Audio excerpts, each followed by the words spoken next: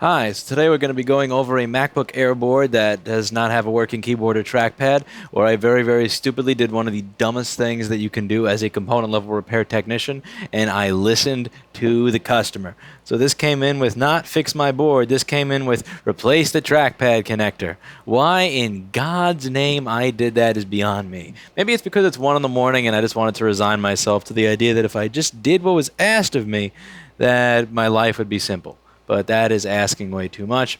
And I actually did replace the trackpad connector, as you'll be able to see over here. And as you can see over here, I did replace the trackpad connector and it didn't work.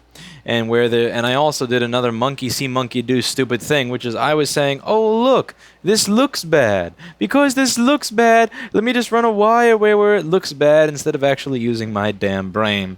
And what I did is I decided to run a wire for the data line over here. Let me just show you what I was doing here, what I was thinking, or what I apparently was not thinking. So here is the flex connector. Now I saw a little red by USB trackpad P and USB trackpad N. These signal, there's no way you can corrode that line because power does not actually flow through that line, nor is it attached to a chip that is managing a lot of power. This is the trackpad talking to the CPU. Like USB T-pad, USB underscore T-pad underscore P. Like this goes straight from this connector to the CPU. So what made me think that this is actually going to matter is just beyond me and just pure fucking stupidity. So I decided, you know what, since the trackpad N line looks bad, let me try putting the P line there too. And I wondered, why is it that this board still doesn't have a working keyboard? And then I started with actually using my brain and doing what I usually do, which is methodically go through and check every single little thing. And I see that I have my... Let's just make sure Open Broadcaster is still recording this. All right. I see that I have my PP3V42 underscore G3 hot. I see that my PP5VS4 is there. And then I get to PP3V3S4 and I get 2 volts. So when I go from PP3V3S4 underscore IPD, this goes to R4830.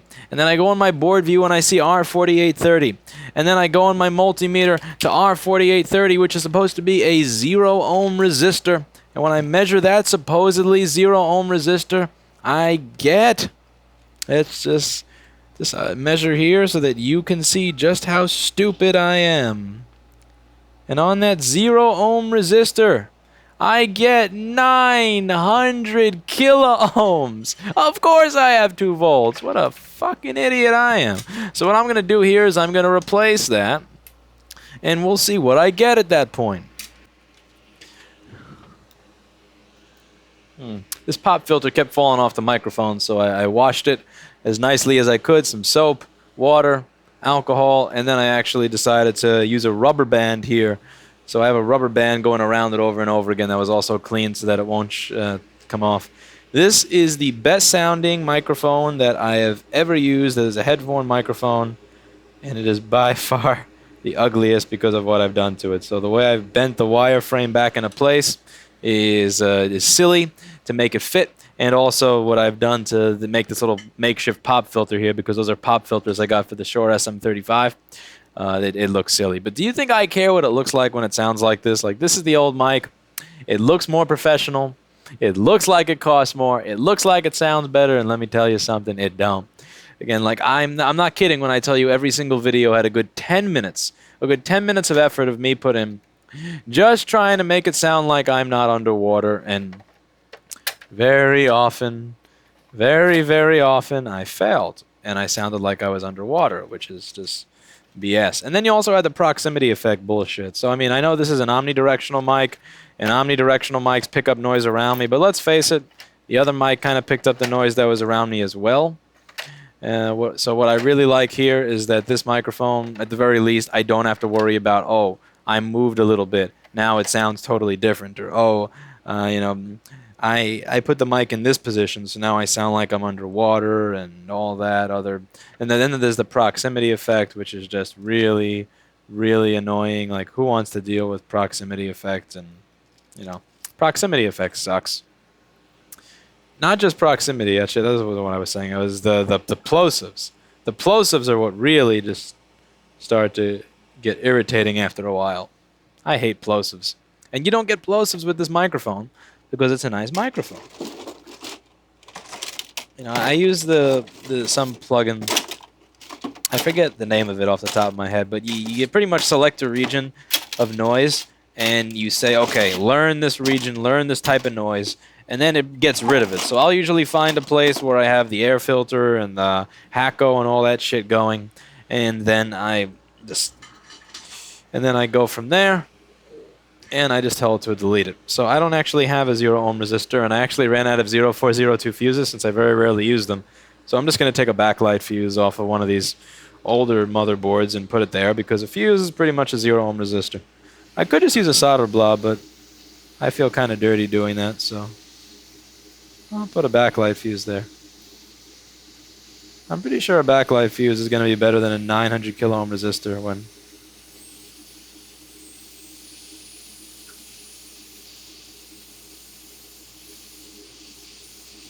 You really don't want to come off the board now, do you? You are caked on this old piece of shit quite hard. Alright.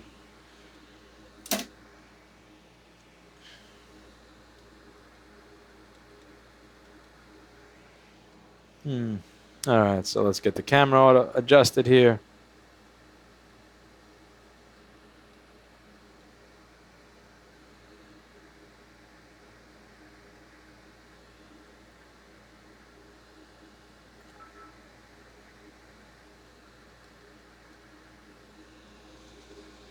The idiocy that I do because it's 1 in the morning is... Oh, that's 0201. That's not even 0... Wait a second. What is wrong with me? Of course I don't have another 0 ohm resistor, but I have a donor board.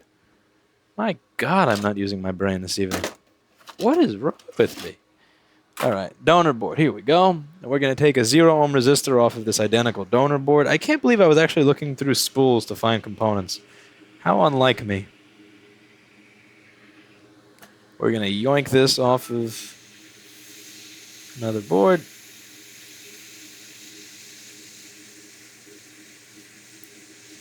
And by yoink, I mean lose. Okay. Second donor board. Next. You're not it. You're not it.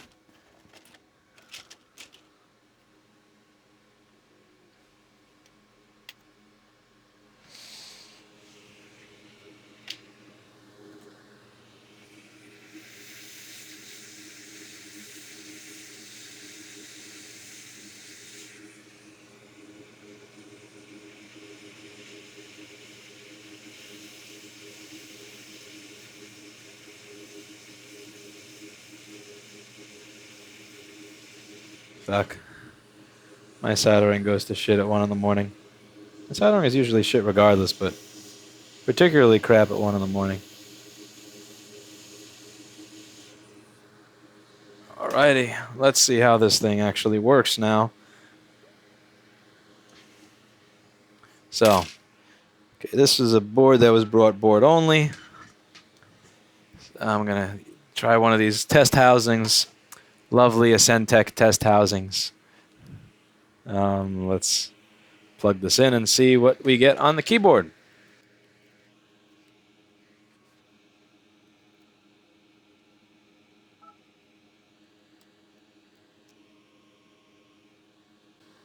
Now before, you could hold down any key and you wouldn't get any response.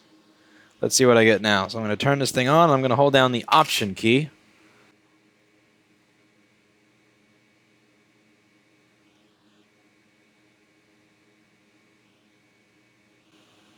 So before, when I used to hold down the Option key, it didn't do anything. Now when I hold down the Option key, it brings up this screen where I can choose my boot device. And I see a little trackpad pointer. And when I move on the trackpad, you can see that the trackpad is moving around the screen, which means that I've done my job. This is the second video I've posted of restoring keyboard functionality to a MacBook Air, and the second video I've posted where I look like a complete fucking idiot. Because in the last video, as I said, my staff and we replaced the keyboard, the trackpad, and the trackpad cable before noticing it was a fucking resistor for bias on a USB controller. And here I replaced the connector and I ran wires for the data line when 3.3 volts wasn't even making its way to the fucking connector. So so if you see a little sticky note, when you see a little sticky note on a board that you're working on that says, do this, no, fuck you. What is wrong with the board? Tell me what is wrong. I will figure it out. I will fix it. But you tell me what's wrong with it. Don't you tell me what you want me to do to it. And this is why. Like, this is why. I'm serious with this. A lot of people come in and they ask, why is board repair this rate? I want you to replace this transistor. I want you to replace this connector. I want you to replace this little piece. Here's what's going to happen when I follow that business model. You're going to say, I don't want to pay $225 or $325, whatever, for board repair. I want to pay $70 or $80. I want you to replace it. I don't want you to repair my board. I want you to replace that connector. I'm going to replace your trackpad connector because your trackpad is not working and the trackpad connector has a little mark on it. I'm going to replace that and it's not going to work. I'm going to look at you and say, listen, motherfucker, I did what you asked. Give me my $80. You're going to say, okay, you did what I asked, but it didn't work. You must have done something wrong. You must have messed it up. Or you don't expect me to pay for something that doesn't work, right? Because that's what's going to happen, and that's not what I want to deal with. So to get around all that bullshit, to avoid all that crap, solutions-based billing. Your motherboard has a problem. I will fix your board problem for this amount of money.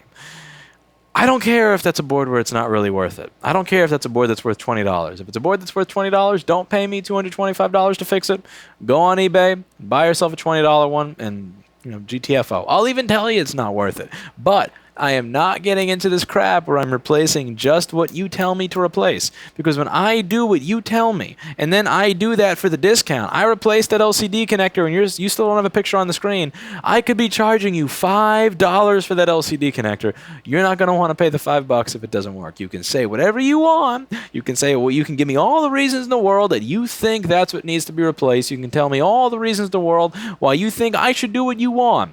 But when I do what you want and it doesn't work, I will be the one held accountable. I will be the one listening to you, bitch, and I will be the one who wasted my time when I could have been making money doing something else.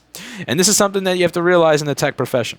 There's this recording engineer called Slipperman. I think his name is Tim Giles. I'm sorry if I'm mispronouncing his name. I was listening to this guy's radio shows when I was 14 years old. Like, I was 14 years old and I was listening to everything he had to say. And there was this one part where he's talking about how it's a great radio show. Just like Google the Slipperman radio show and you'll find what I'm talking about. Where he's saying, this guitar player, he may hate the fact that, I'm charging him for the entire day when he only wants to record for an hour. He may hate the fact that he may hate the fact that I'm spending 45 minutes trying to get a guitar sound with him, but I'm the one who has to be held. He may be bored right now and looking at me through the glass like, fuck, I'm tired of this shit. But this is the person that's going to tell every one of his friends. This is the guy that's going to hold me accountable for my entire life if I don't make his guitar sound exactly the way I want to. If he walks away from here with a sound that he doesn't like, it's not going to be his fault because he was impatient. It's not going to be his fault because he wanted to plop his shit down and start recording 30 seconds later. It's going to be my fault. And as a result of that, since I'm going to be held liable for your happiness, then I am going to pretty much put a policy in a place that I believe will make you happy, and you will just have to fucking deal with it. And the same is true here. I know that you don't want to pay for it if it doesn't work. I know, regardless of what you say, if this doesn't work, you will not pay for it. So if I see that you're trying to set me up to make something not work, then no. Nice try, but it ain't gonna work. There are lots of places out there that don't care about your happiness. There are a lot of places out there that don't care if you get a working device. They have specific tiered services where they will replace specific things for you and charge you specific dollar amounts, and they don't give two flying shits of a fuck if they charge you $50 or $70 or $100 and they send you back something that does not work because they did their job. Here, my job is to make you happy by handing you back something that works. And if I believe that you are getting in the way of me being able to hand you back something that works, then I'm going to say, listen, I'm sorry, but I am not for you. I know the rant was longer than the actual repair, but it's an important one because, again, there are a lot of people that are like, $325 for a fuse! And that's the thing. I'm going to replace the fuse on your circuit, and it's going to blow again because it has a short to ground. It has a short to ground because 3 or 5 or 7 other things are fucked up. And again, even if I'm charging you $20 to replace that fuse, you're not going to want to pay for it if it doesn't work. And even worse is when I have to listen to the arguments about how I must have fucked up replacing the fuse. That's the greatest when you get to deal with the paranoia. Or you purposely put a bad fuse on there so I'd be stuck paying for the board repair. You purposely sabotaged it. You scamming tech. You purposely sabotaged it so that I have to pay for the higher tier repair. Well, if all that's available is the higher tier repair, there's really no reason to not trust me, because I'm being upfront and honest with you. I could be taking a piss on your board and getting it to work again. You're paying $225 for wholesale or $325 if it's retail. I don't care what it is I did. I'm charging this set rate anyway. So since I've removed the incentive for me to lie, since I removed that incentive for you to think that I'm fucking you over, that incentive for me to fuck you over so I can get more money, because I'm going to be getting that more money anyway, I suddenly don't have to deal with trust issues. And this is something that happened with that whole no backlight coupon thing that drove me nuts. People were sending in stuff saying no backlight, no backlight coupon. I would plug the charger and hit power, and I'd see little sparks and poofs come out of it. I'd open the bottom of it, and every single chip on the board would be covered in green shit. And it's like, no, this is not no backlight. And they'd think that I was trying to fuck them. That I sent it with only no backlight. You must have broken it.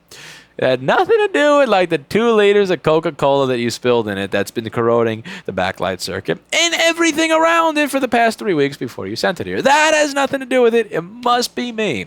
But by getting rid of that whole tiered services bullshit platform, I don't have to worry about it. Solutions-based billing.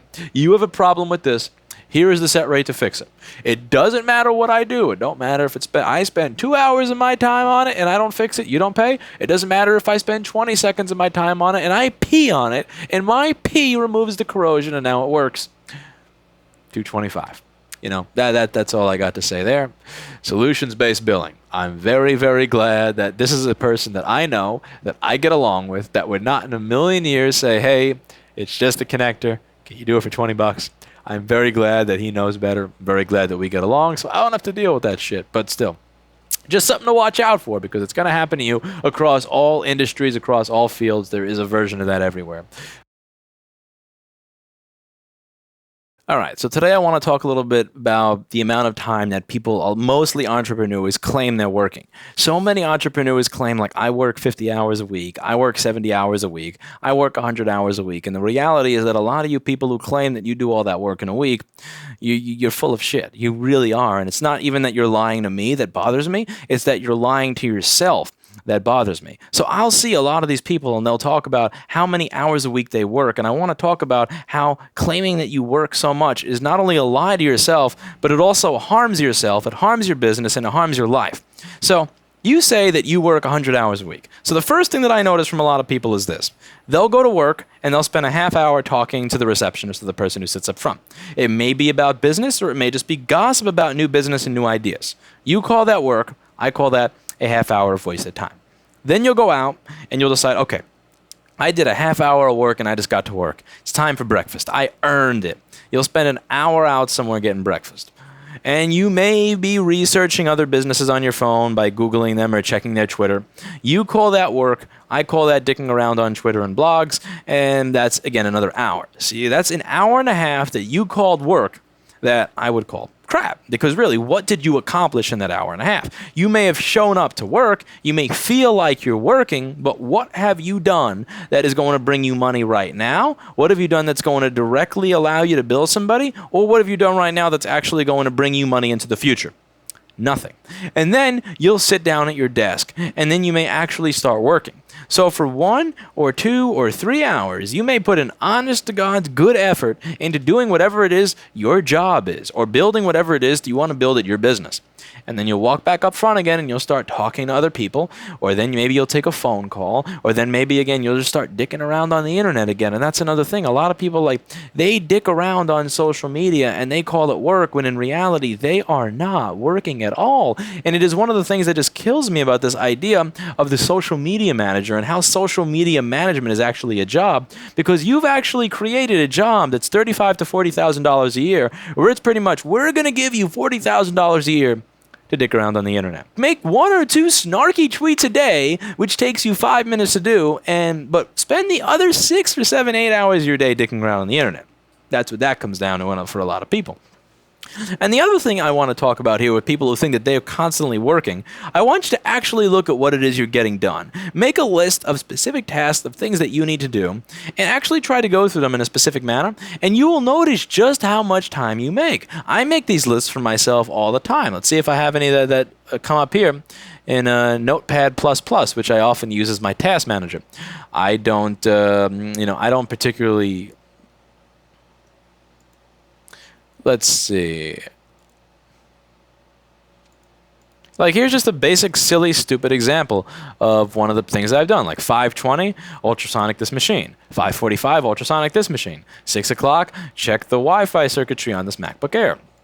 Again, it's just, I make these lists for myself where I say, this is what I'm going to do at this time, this is what I'm going to do at that time, this is what I'm going to do at that time. And what I noticed when I made this list is, God, do I waste a lot of time on inconsequential shit, and look at all these stuff that I used to allow to waste my time that shouldn't have been wasting my time.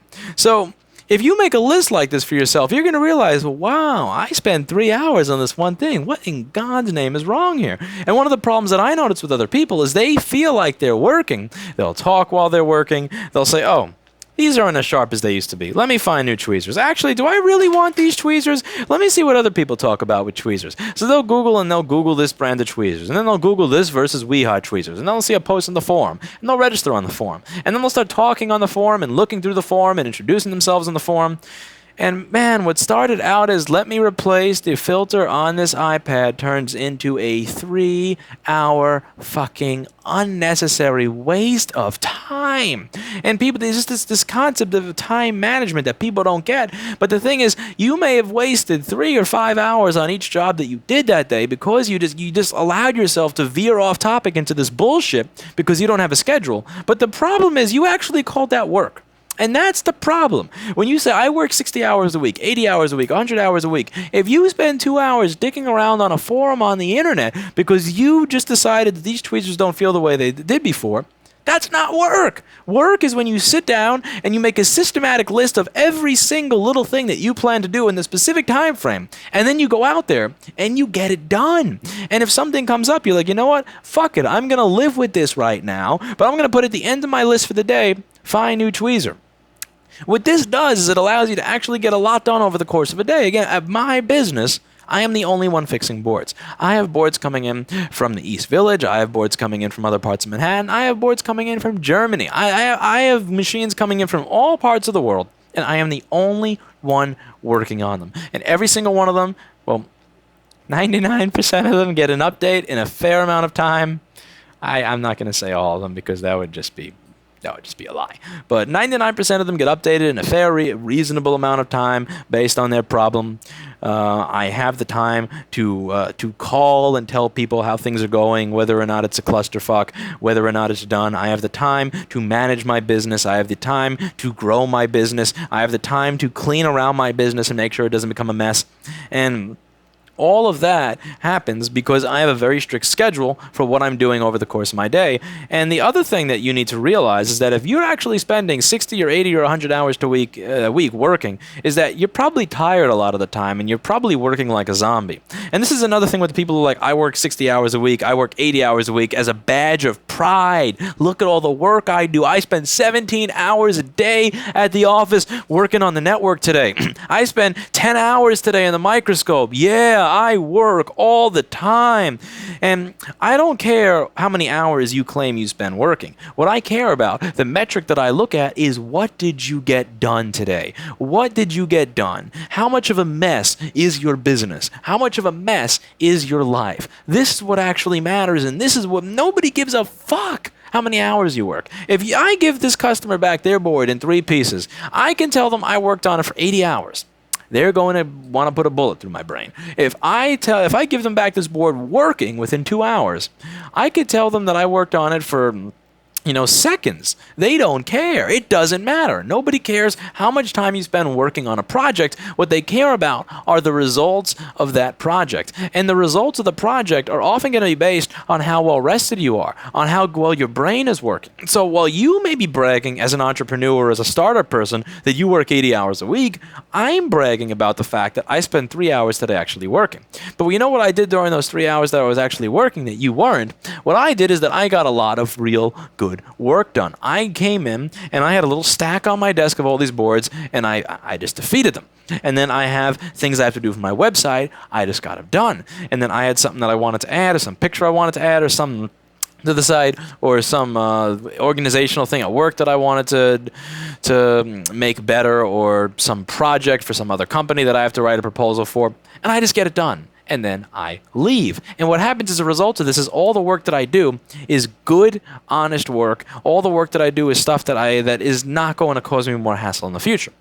Now, when you're working all the time, when you are working 100 or 80 hours a week, you're constantly exhausted. And what happens when you're exhausted is you don't want to deal with solving a problem. You just want to get it away from you so that you can just relax and rest. Because when you're exhausted, you don't want to use analytical thinking. You don't want to have to explain things to people that are going to be a pain in the ass to explain to them. You don't want to deal with issues head on. You don't want to create conflict with people head on. And as a result of not wanting to create that conflict, you're going to put these little crappy band-aids on all the problems in your life.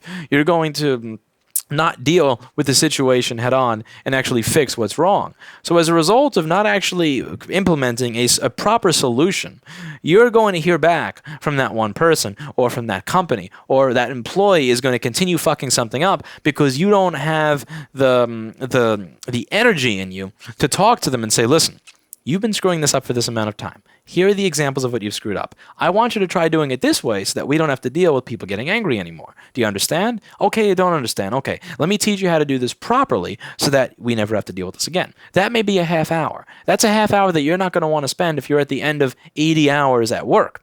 So what's going to happen? They're going to keep screwing up. So since you couldn't take out that half hour to talk to them because you're exhausted, you're going to have to spend 45 minutes 3 times a week fixing all their fuck-ups. And what you notice is that your 60-hour week that you were proud of now turned into an 80-hour week because you have all these extra fuck-ups that you have to clean up because you weren't able to clean them up from the beginning because you were too exhausted. So now you have an 80-hour work week. And now let's say you say, you know what? I'm going to take out some of the bullshit. I'm not going to post on the forums anymore. I'm not going to sit here and bullshit with the receptionist. I'm not going to take a 1-hour breakfast just because I felt like I did a lot of work. And you get your work week down to 70 hours. But now you're still kind of exhausted because now you got to fix all those fuck-ups that are made from this one person who keeps fucking things up because you haven't worked with them and shown them how to do it right. So every time they make that particular fuck-up, it takes you 45 minutes of time to fix. And now your other employee starts screwing something up at the same time.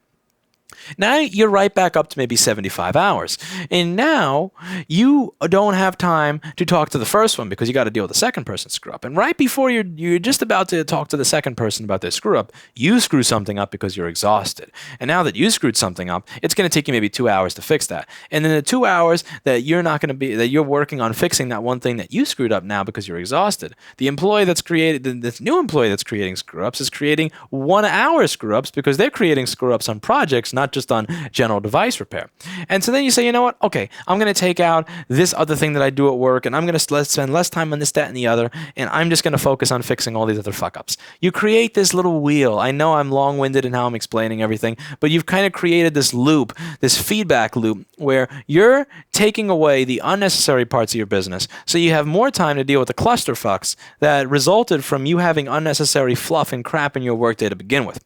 And then you get to a point where you're not really even working, where you're just trying to put out the fires as they happen, and you're okay with the fact that your building is on fire. You're okay with your building being on fire. As long as your foot or your leg right in front of you is not directly on fire, you're happy. And that's a really sad way to live life. That's a really sad way to run a business, and it is not sustainable long term. It leads to you losing your fucking mind. And I know because I've been there. And most people who start a business, who started from having absolutely nothing and built it up from having $0 to their name, started the same way. They started working all the time. But what you have to realize at one point is that you need to realize that you're probably not being as productive as you would be if you worked less. If you have a structured system in place, again, some stupid shit like this, where you just open Notepad++, you open the memo app on your phone and create shit that you're going to do within 15-minute or 30-minute or 1-hour increments, and you stick to it, I know that you're going to find a bunch of stuff that you do over the course of your day that you don't need to do because it's not on your list. And then you'll put it on your list if it's important. And then you'll realize that some of the things that are on your list may not be that important. Or one of the things you may notice is that you're wasting a lot of time on things that you should not be wasting time on.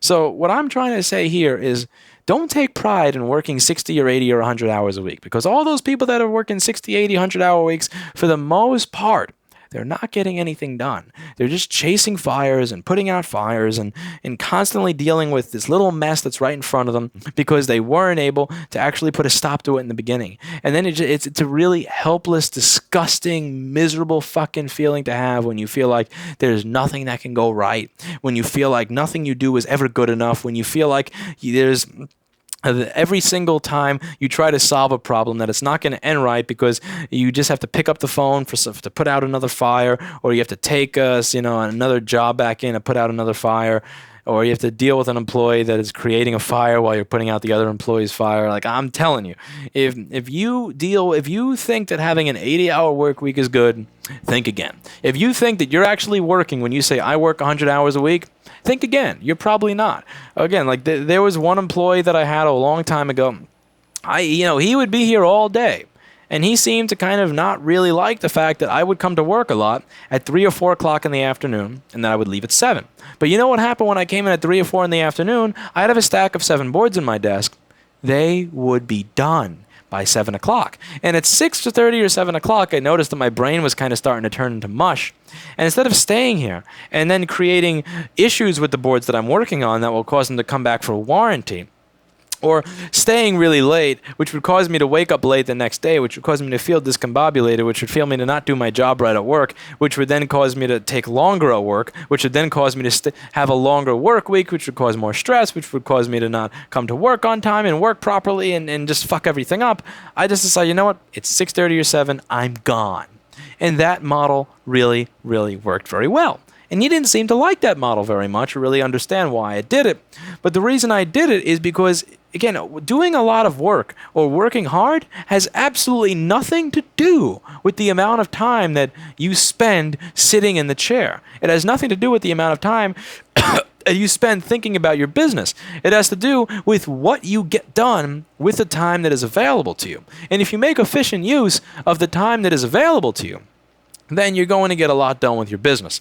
But if you don't make efficient use of the time that's available to you, or you just chase every single thing that's right in front of you, like, I'm doing this repair. I don't like these tweezers. Let me research tweezers. Oh, there's a forum where people are posting about it. Oh, I know that guy. Oh, I'm going to post and talk to him. Oh, now I'm going to have an interesting conversation about business. Oh, now I'm going to learn something about from somebody else about business that, while being interesting, has absolutely nothing to fucking do with my work day.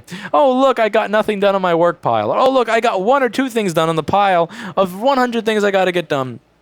Again, I've made this mistake, and I assure you, it is a bad mistake to make, and you will pay for it with your sanity. If you continue down the path of saying, I am working hard, I'm doing good work because I'm working 70 or 80 or 90 hours a week. No. When you notice that you can work 10 or 15 hours a week or 20 hours a week and you get all the stuff that you need done in your small business, you're probably doing a great job. And when you notice that you're working 80 or 90 or 100 hours a week, there's a good chance that all you're doing is putting out clusterfuck after clusterfuck after clusterfuck because you weren't able to set up a system to do everything right from the beginning.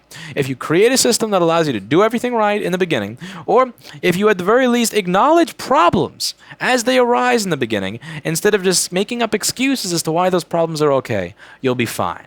But if you if you say that I'm working 80 or 90 hours a week, and when you're dicking around on the internet, or you're doing things at a silly pace, and you're not keeping a timer for yourself on how much time you're spending on each one of these tasks, you're not going to get anything done. You're not going to have time to create your website. You're not going to have time to reorder inventory. You're not going to have time to contact your customers. You're not going to have time to fix anything. You're not going to have time to learn anything new. You're not going to have time to grow your business. All you're going to do is have 80 hours a week that you're spending to go insane.